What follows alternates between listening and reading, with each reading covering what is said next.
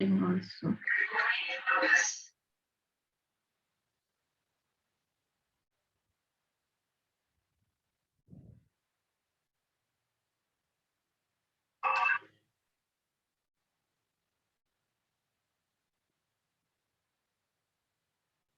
Ma'am, shall I start?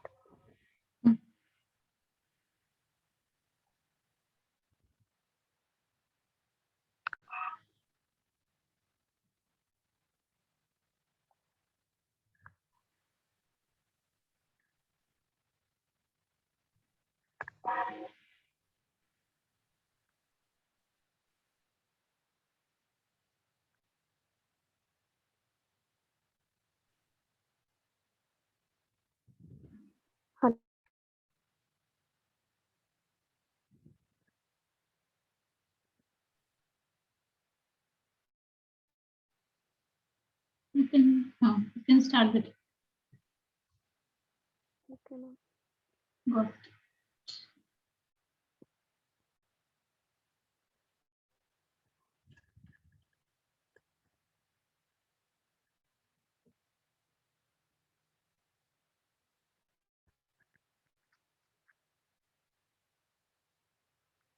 Okay, ma'am. Also, I'm starting. बेटा आप इसको फुल स्क्रीन करो because Yes, half yes, ma'am.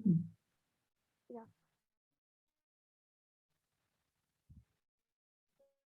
Good afternoon, everybody. This is Priya Singh. Today, I'm going to discuss about my favorite book with the help of displaying a presentation. And I hope you don't mind my PPT skills. First, I'll tell you the name of the book, which is my all-time favorite, and that is Godan, an epic novel written by one of the most famous Hindi novelists, Munshi Premchandji. I have read many books and novels, but this holds a very special place in my heart because this book is actually a mirror that shows the realistic picture of the rural society during the pre independence era and that still exists today in our country. And in addition, it's a whole package of various important themes and different facets of mankind that I'll come to eventually. Now, I would like to begin by telling you all the meaning of this title, Godan. Godan means donation of cow. It's a Hindu belief that if we donate a cow to a Brahmin at the time of our death, we get the moksha. And the story is set in a small village. But to the surprise of reader, the book has a balanced writing of two different settings, one of the village and poverty, and the other of city and luxury. But the village part is simple, and the writer handled it quite well. The novel Godan is an epic of poor farmers of the village who are unable to pay different taxes and loans to their zamindars. Okay, so for a better understanding, I would like to tell a little about the story. Though it's not possible to summarize such a huge novel, but yes, I'll give it a try. The story revolves around the life of Hori, the protagonist of the entire novel, who is a poor farmer and lives with his family in a small village. The greatest desire of his life was to own a cow because, according to him, a cow is the symbol of prestige, and later he can donate it when he dies to get the salvation. And yes, that's what the title suggests. Somehow, he managed to buy a cow from a brother named Bhola, but due to jealousy, his own brother poisons the cow. When Hori's wife suggests him to give his brother's name to the police, Hori beats his wife. This was common there for all the husbands to beat their wives for no reason at all, and that was equally accepted by the women too. Junia, wife of Bhola, gets pregnant by Hori's son. Because of the fear of villagers, his son runs away. Hori gives shelter to Junia, and again Hori has to bear a lot of fines because of sheltering a low class girl. Hori had hopes on his son to clear their fines, but he refuses to help him and settles in the town with his wife.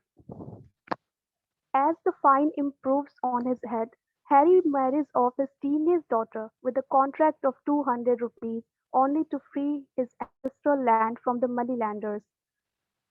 Hori and his wife were cheated by landlords, moneylenders, priests, and their neighbors. Their fines got multiplied day by day. In the end, after working beyond their capacity to clear their fines and without having meal for days, the couple die with dignity, and the only dream of Hori of owning and donating a cow remained unfulfilled. From the city part, it has showed the love-hate relationship between Miss Malti, an independent young lady who is known by her selfless contribution to poor people, and Mr. Mehta, a philosopher and lecturer who believes that women deserve a better status and more opportunities. The fact which I admire the most about this book is the realism and its continuous connection with our Indian culture, and also the way it covers the stories from the village poorest to the richest of cities. If I talk about the theme, the central theme of this book is Indian peasantry. But yes, there are several other themes also that includes exploitation of rural people, impact of industrialization on Indian community, casteism, condition of women in society, child marriage, poverty, and even dowry custom.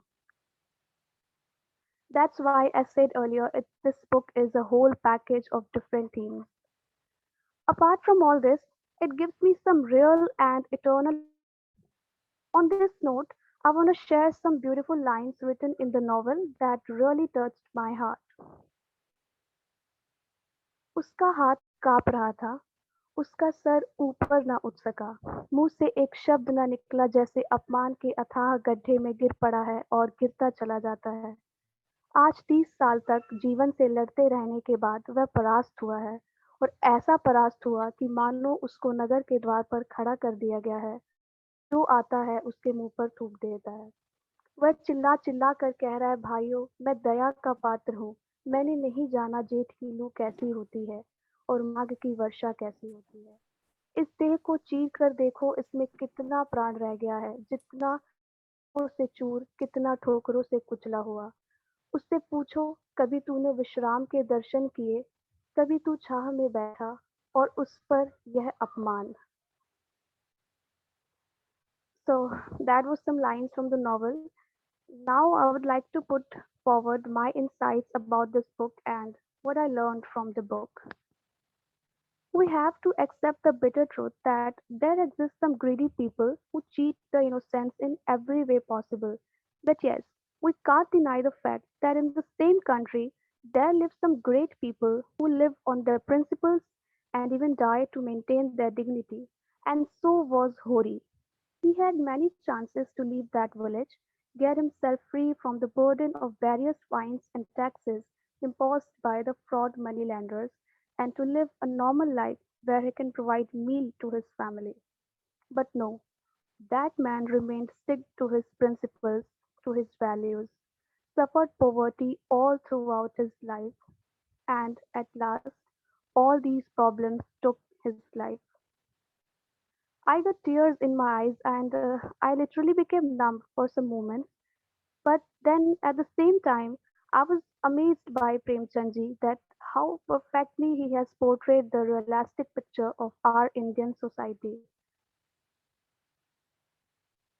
This book shows us what poverty and helplessness actually mean. And on the other side, it also tells us how rich people living in the cities spend their money to fulfill their luxuries, where poor people even strive for the survival. It teaches us we should never forget our roots and the culture from where we belong, and should be devoted to our work with immense dedication and honesty. Now, I'll tell you how this book is different from the other books that I have read. In other books, we generally get to see more of the dreamy or imaginary world, but Godan discloses the core reality of the condition of rural areas, and it connects to our people and our religion. In a nutshell, it is not about the idealism, the book is about the realism. And that's why it's my favorite book ever. Because I can relate to this book, its story, its language, its character, and most importantly, I have learned from this book that whatever we have in our life, whatever we have received from God, we should respect it and value it. We should help those people who are less fortunate than us and make our move to develop a better society. So that brings me to the end of my presentation. And to conclude, I would like to say that in this digital world, we all should give a try to books because it's well said, there's no better friend than a book. Thank you very much for being with me and listening to me. Thank you.